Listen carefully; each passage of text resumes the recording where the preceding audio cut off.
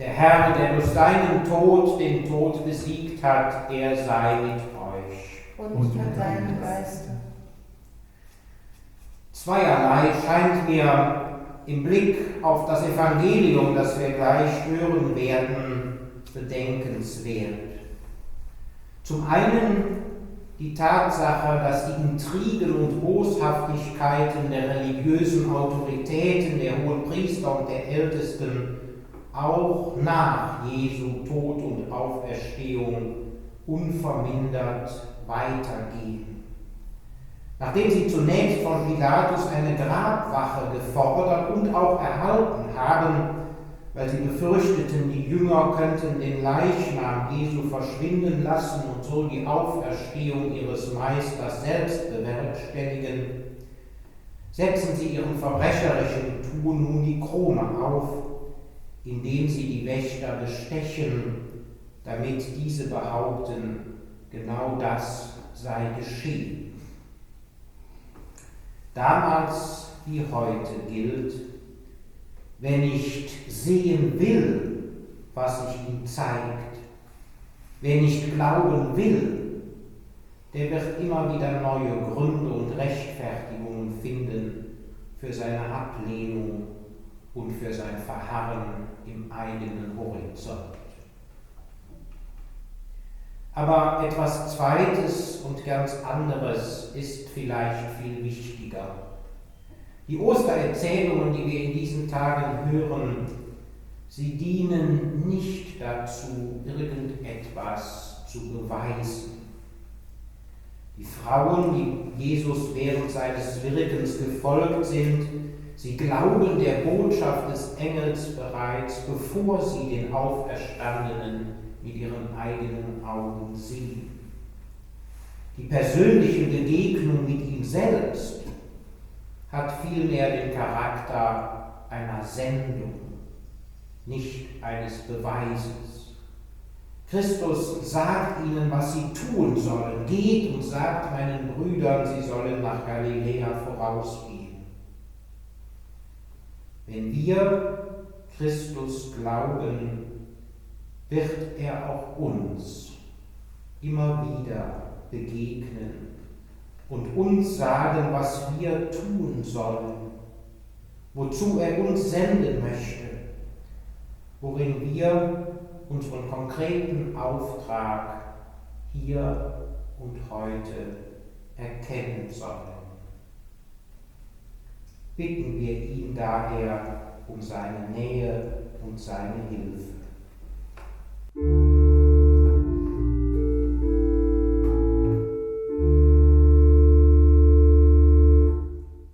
Herr Jesus Christus, du bist uns nicht ferner als den Jüngerinnen und Jüngern damals. Herr, erbarme dich. Du bist auch mit uns auf dem Weg durch diese Welt. Christus, erbarme dich. Du rufst auch uns als Boten und Zeugen deiner todbesiegenden Kraft. Herr, erbarme dich. Der allmächtige Gott erbarme sich unser. Er nehme von uns alle Trägheit, Zweifel und Sünde und er führe uns zum ewigen Leben. Amen.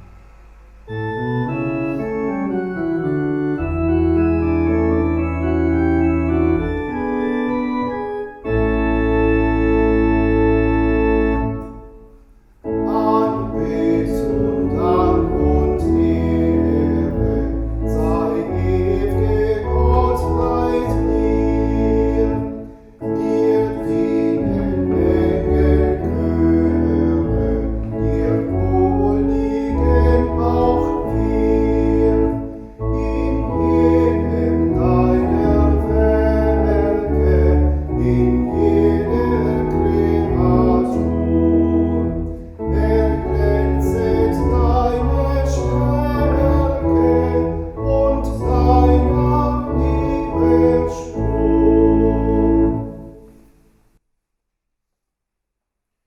Lasset uns beten.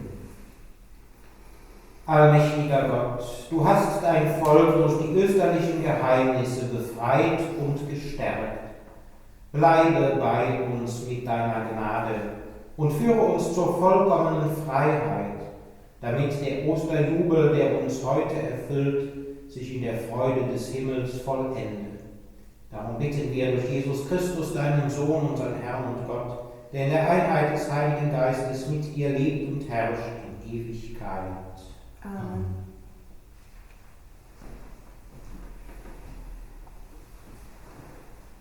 Lesung aus der Apostelgeschichte. Am Pfingsttag trat Petrus auf, zusammen mit den 11. Er erhob seine Stimme und begann zu reden. Mit Gewissheit erkenne das ganze Haus Israel: Gott hat ihn zum Herrn und Messias gemacht, diesen Jesus, den ihr gekreuzigt habt. Als sie das hörten, traf es sie mitten ins Herz, und sie sagten zu Petrus und den übrigen Aposteln: Was sollen wir tun, Brüder? Petrus antwortete ihnen: Kehrt um, und jeder von euch lasse sich auf den Namen Jesu Christi taufen zur Vergebung seiner Sünden. Dann werdet ihr die Gabe des Heiligen Geistes empfangen. Denn euch und euren Kindern gilt die Verheißung und all denen in der Ferne, die der Herr, unser Gott, herbeirufen wird. Mit noch vielen anderen Worten beschwor und ermahnte er sie: Lasst euch retten aus dieser verdorbenen Generation. Die nun, die sein Wort annahmen, ließen sich taufen. An diesem Tag wurden ihrer Gemeinschaft etwa 3000 Menschen hinzugefügt. Wort des lebendigen Gottes. Dank sei Gott.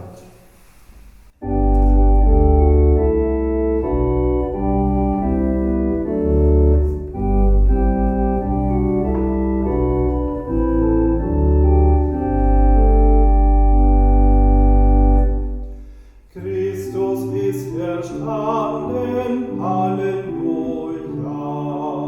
Er hat den Tod bezwungen, Halleluja. Christus ist erstanden, Halleluja.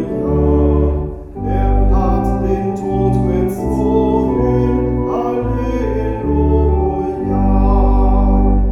Das Wort des Herrn ist wahrhaftig, all sein Tun ist verlässlich. Er liebt Gerechtigkeit und Recht. Die Erde ist erfüllt von der Huld des Herrn. Christus ist erstanden, Halleluja. Er hat den Tod bezwungen, Halleluja. Das Auge des Herrn ruht auf allen, die ihn fürchten und ehren, die nach seiner Güte ausschauen, dass er sie dem Tod entreiße und ihr Leben erhalte in Hungersnot. Christus ist erstanden, Halleluja. Er hat den Tod bezwungen, Halleluja.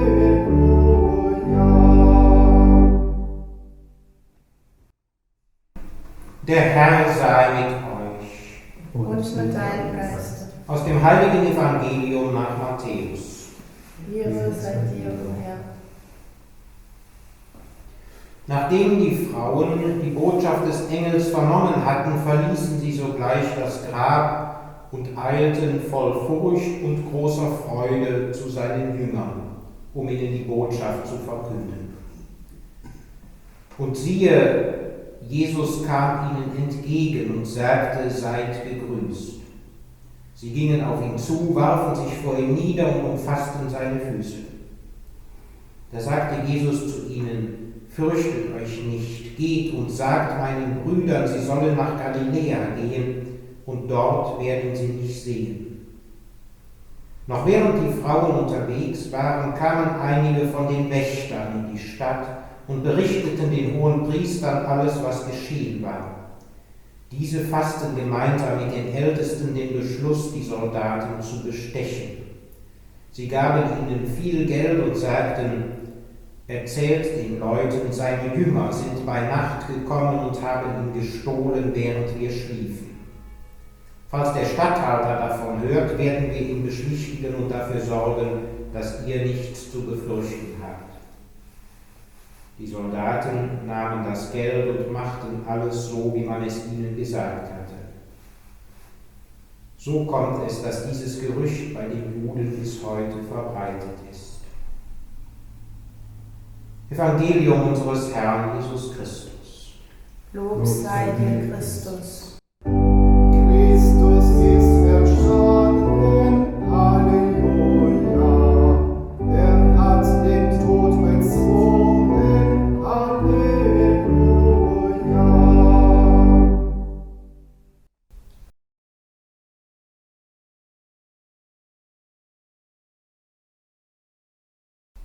Lasst uns beten.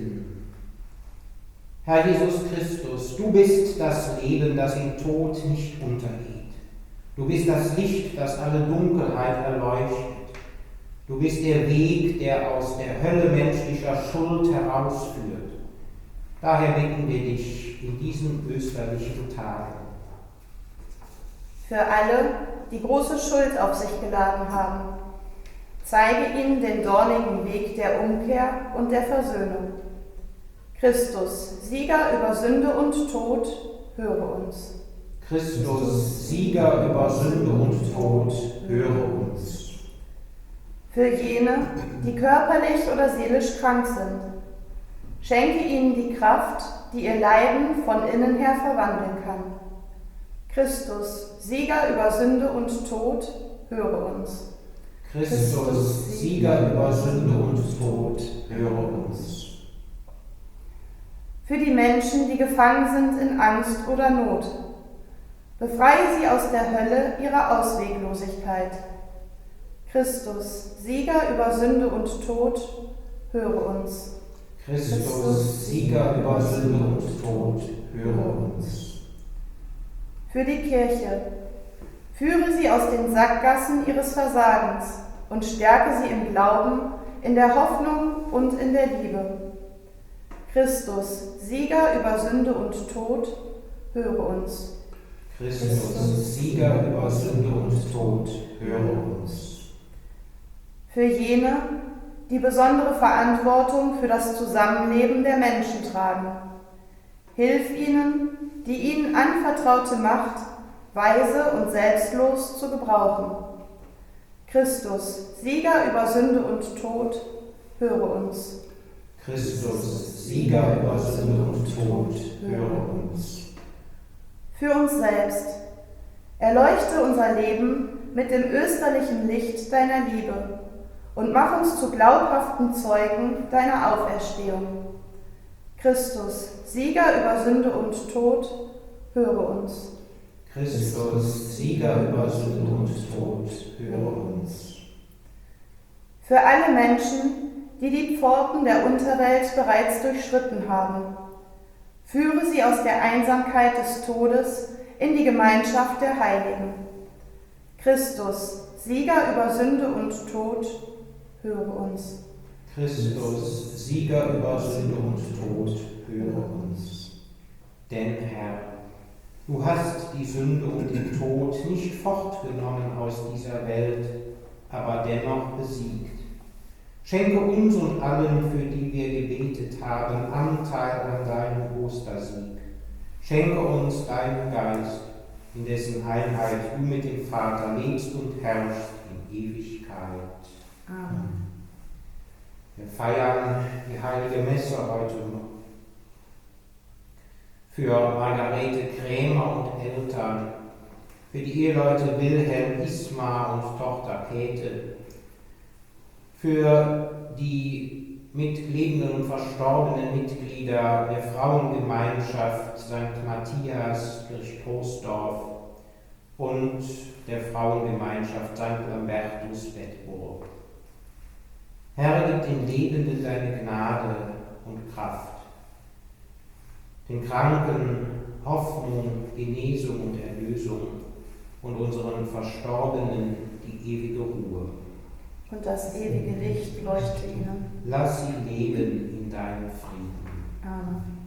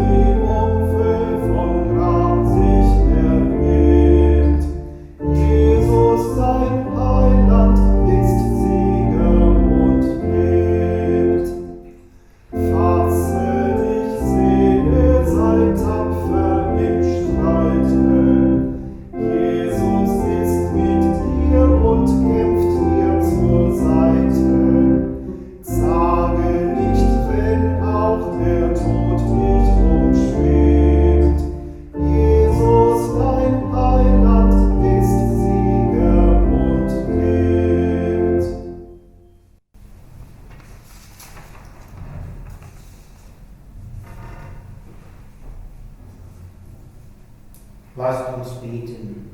Gütiger Gott, nimm unsere Gaben an und gewähre uns deinen Schutz, damit wir die Taufgnade, die wir empfangen haben, nicht verlieren und zur ewigen Freude gelangen, die du für uns bereitet hast.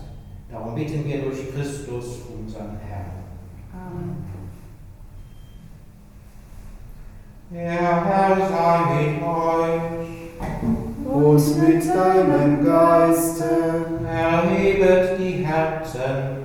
Wir haben sie beim Herrn. Lasset uns danken dem Herrn, unserem Gott. Das ist würdig und recht. In Wahrheit ist es würdig und recht, dir, Vater, immer und überall zu danken, diese Tage aber aufs Höchste zu feiern, da unser Osterlamm geopfert ist, Jesus Christus. Denn er ist das wahre Lamm, das die Sünde der Welt hinwegnimmt.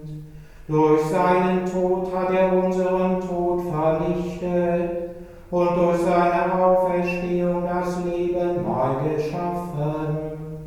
Darum jubelt heute der ganze Erdkreis in österlicher Freude. Darum preisen dich die himmlischen Mächte und die Chöre der Engel und singen das Lob deiner Herrlichkeit.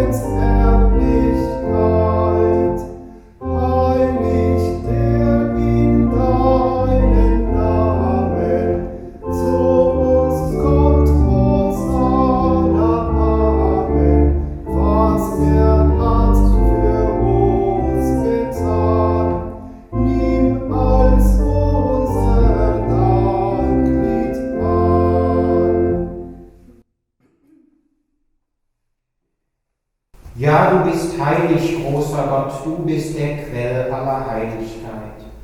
Darum kommen wir vor dein Angesicht und feiern in Gemeinschaft mit der ganzen Kirche das Hochfest der Auferstehung unseres Herrn Jesus Christus.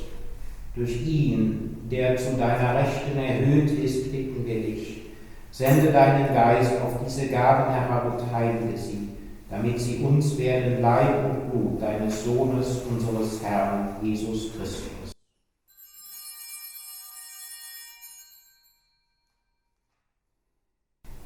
Denn an dem Abend, an dem er ausgeliefert wurde und sich aus freiem Willen dem Leiden unterwarf, nahm er das Brot und sagte Dank, brach es, reichte es seinen Jüngern und sprach: Nehmet und esset alle davon, das ist mein Leib, der für euch hingegeben wird.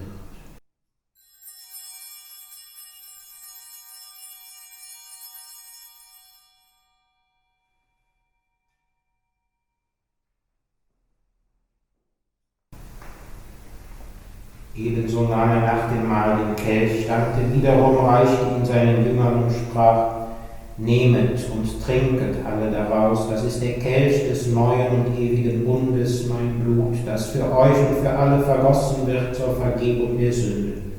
Tut dies zu meinem Gedächtnis.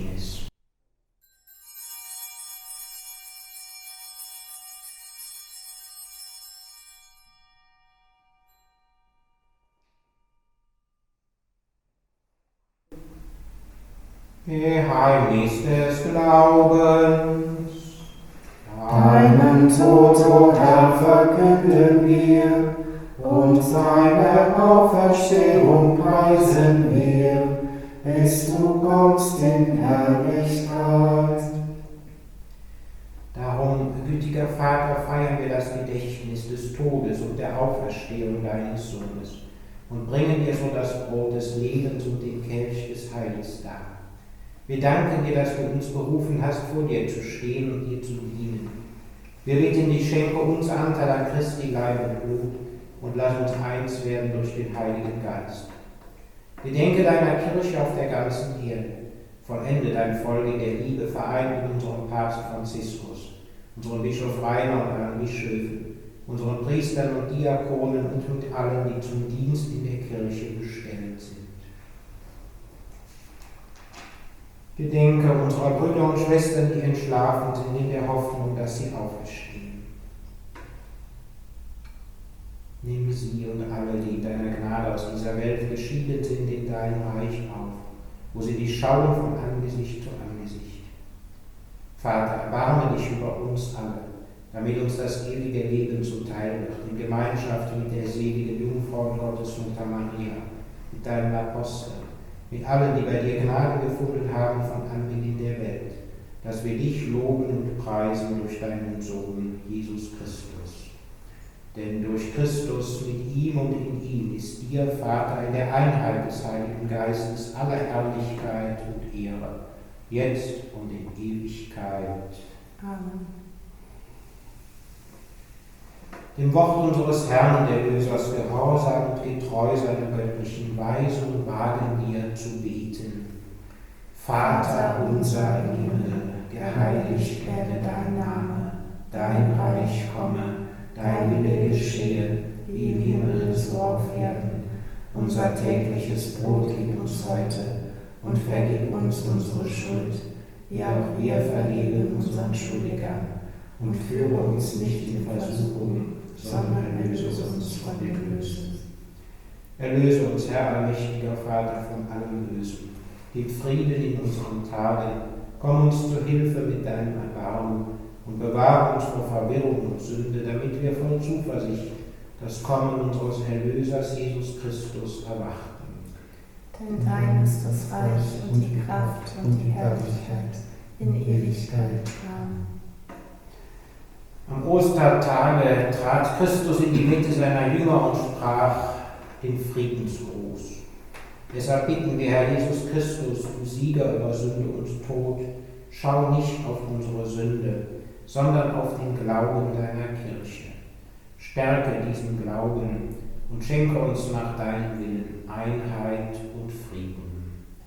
Der Friede des Herrn sei alle Zeit mit euch. Und mit deinem Geist.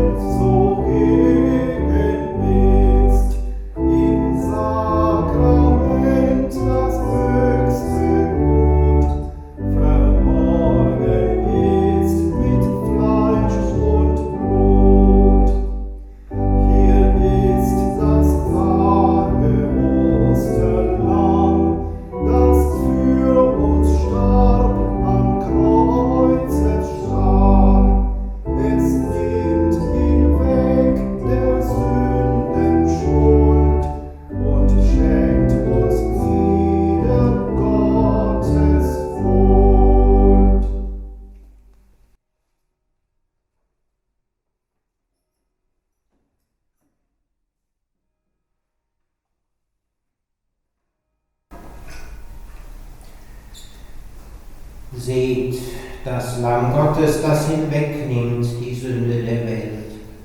Herr, ich bin nicht würdig, dass du eingehst unter mein Dach, aber sprich nur ein Wort, so wird meine Seele gesund. Seht, ich bin bei euch alle Tage bis zum Ende der Welt, so spricht der Herr.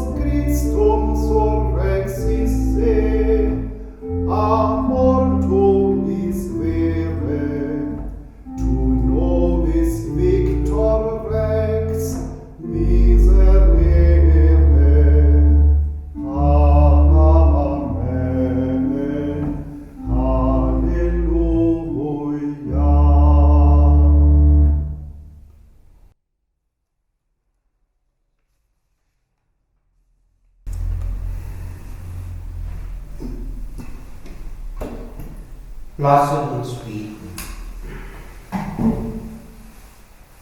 Allmächtiger Gott, in der Taufe hast du uns das Heil geschenkt. Mache unsere Herzen würdig, die Freude des kommenden Heils zu erlangen. Darum bitten wir durch Christus, unseren Herrn. Amen. Der Herr sei mit euch. Und mit deinem Geiste. Es segne euch der allmächtige und dreieine Gott, der Vater, der Sohn und der Heilige Geist. Amen. Geht in den Frieden. Halleluja. Halleluja.